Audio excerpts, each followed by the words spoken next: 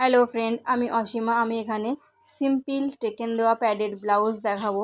তো আমি এখানে আগেই মেজারমেন্টটা করে নিয়েছি, ভুলবশত আমি সেটা ভিডিও করে উঠতে পারিনি। তো এখানে আমি যে মাঝের দাগটা দিচ্ছি, এটি দিচ্ছি ওপর থেকে আমার যে নিপিল পয়েন্ট এসছে সেই নিপিল পয়েন্ট বরাবর 1.5 ইঞ্চি পরিমাণ।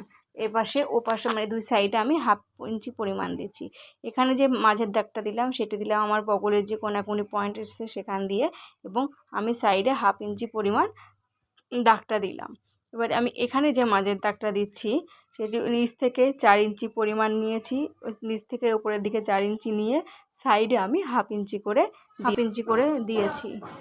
এবার আমি এখানে যে মাঝের দাগটা দিচ্ছি সেটি আমি কাপড়ের ফোল্ডের দিক থেকে 3.25 ইঞ্চিতে মাঝের পয়েন্টটা করেছি, এবং দুদিকে 1/2 ইঞ্চি করে আমি নিয়েছি। এইভাবে আমার এই টেকিংটা এসছে। এবার এটিকে উল্টে আমি অপর দিকেও একই রকমভাবে টেকেন দেব।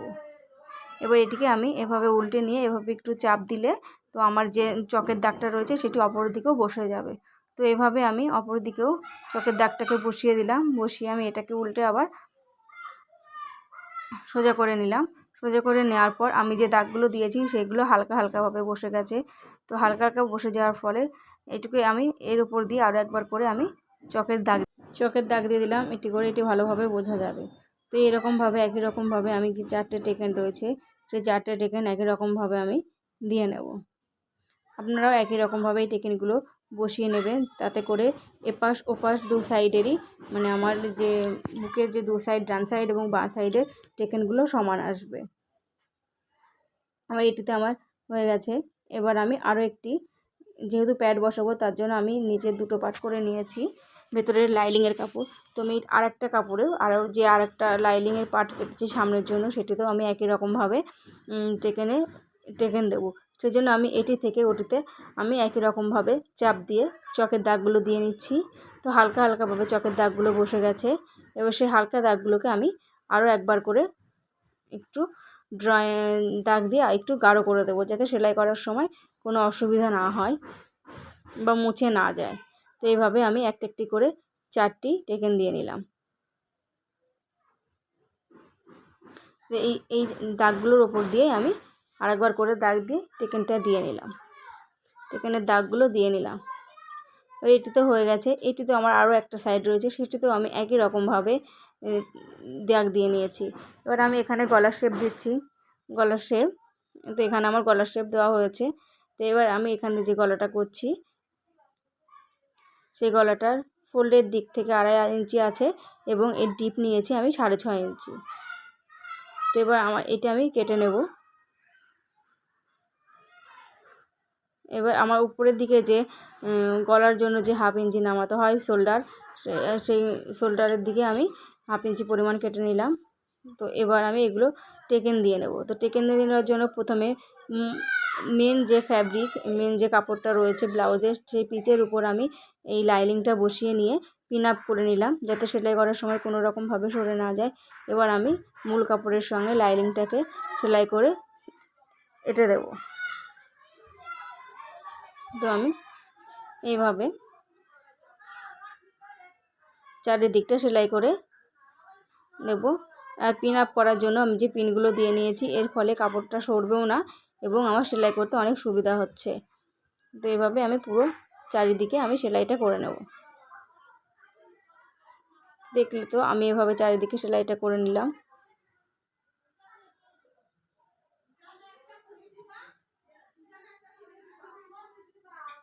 এবার আমি প্রথমে গলার কাটিংটা করে নেব, এবং চারি সাইডে যে এক্সট্রা কাপড় রয়েছে সেগুলো আমি কেটে দেব।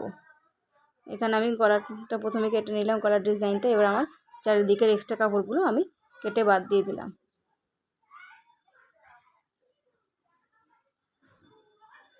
তো এইভাবে তো দেখো আমার এটা পুরো ফিনিশিং হয়ে গেছে, একদম পরিষ্কারভাবে রেডি। এবার আমি এতে যে টেকেনটা রয়েছে সেই টেকেনটা দিয়ে নেব। তো মাঝের টেকেন দেওয়ার জন্য আমাকে এভাবে কাপড় ধরতে হবে। এভাবে কাপড় ধরে সেটিকে একদম সমানভাবে বসিয়ে নিয়ে আমাকে আমার বুকের যে টেকেনটা রয়েছে সেই টেকেনটা একই সঙ্গে দুদিকে দিয়ে দিতে হবে। তো আমি এখানে বুকের যে টেকেনটা, ফোল্ডের ওখানে যে টেকেনটা ছিল সেই টেকেনটা একই সঙ্গে দুদিকে দিয়ে দিলাম। এবার এক এক করে আমাকে সবকটি টেকেন দিয়ে নিতে হবে। তো দেখো আমি এভাবে এক এক করে সবকটি টেকেন দিয়ে নিচ্ছি। তো আপনারা যারা নতুন কাজ শিখেন তারা হয়তো জানেন, মানে বুঝতে পারবেন না টেকেনের কাপড়টা কীভাবে ধরবো। তো এভাবে কাপড়টা ধরে টেকেনগুলো দিয়ে নেবেন। এখানে যে 1/2 ইঞ্চি পরিমাণ যে কাপড়টা দেওয়া, 1/2 ইঞ্চি জায়গা বাদ দিয়ে যে দাগটা দেওয়া হয়েছিল, আমি সেই দাগটার উপর দিয়ে সেলাইটা দিয়ে দিচ্ছি। এখানে সেই দাগের উপর দিয়ে সেলাইগুলো দেওয়া হয়ে গেছে। তো দেখুন আমার একটা সাইডের তৈরি হয়ে গেছে। এবার আলাদা যে সাইডটা রয়েছে সেই সাইডের টেকেনগুলো আমি দিয়ে নেব।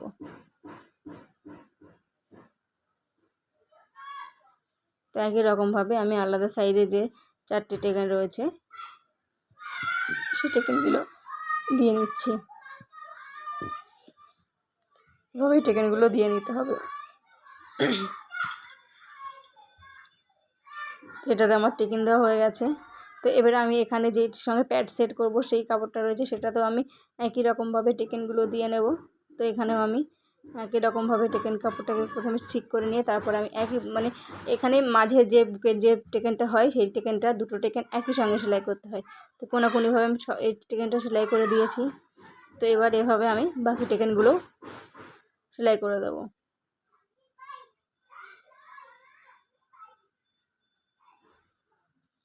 এখানে আমার টেকেনটা রেডি হয়ে, সবগুলো টেকেন রেডি হয়ে গেছে।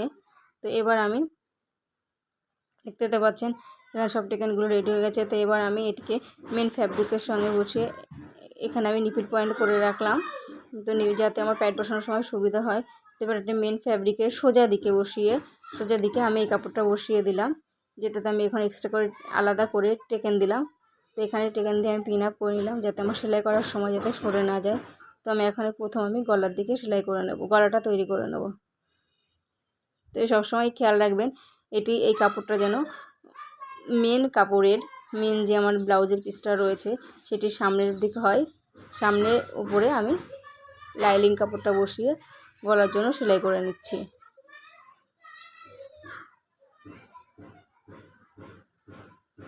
দেখেন এখানে এভাবে সেলাই করে নিতে হবে।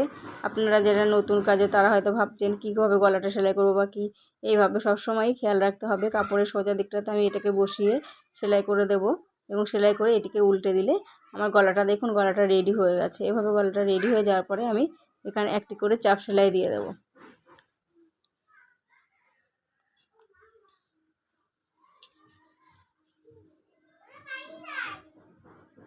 দেখুন এখানে গলাটা কত সুন্দরভাবে সেট হয়ে যাচ্ছে।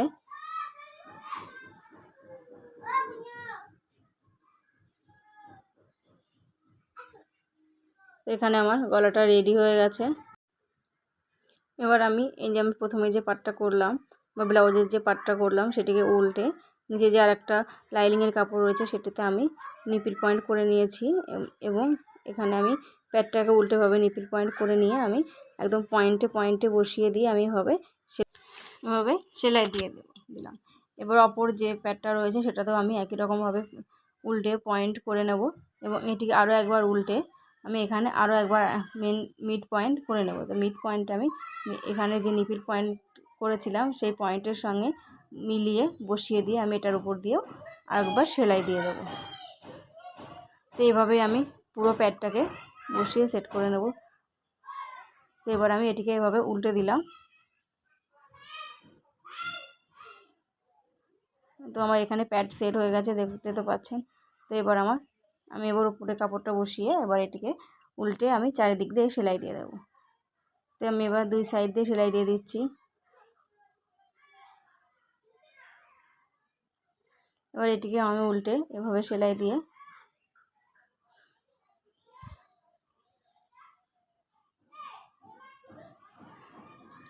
দিলাম।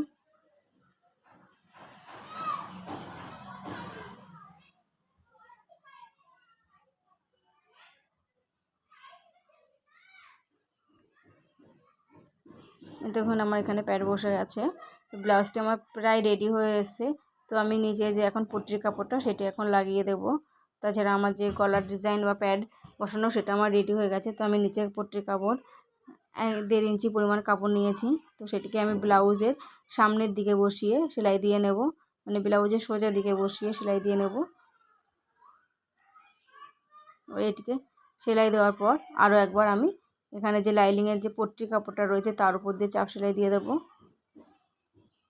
এটাতে চাপ সেলাই দিয়ে দেওয়ার পর আমি এটিকে উল্টে আমি সেলাই দিয়ে দিচ্ছি, এতে করে আমার কোমরের পট্টির। তো এইভাবে আমি প্যাডের টেকেন দেওয়া ব্লাউজটা রেডি করলাম। তো আপনাদের ভিডিওটি ভালো লেগে থাকলে লাইক, কমেন্ট অ্যান্ড শেয়ার করবেন এবং এরকম আরও ভিডিও পেতে চ্যানেলটিকে সাবস্ক্রাইব করে রাখবেন। ধন্যবাদ।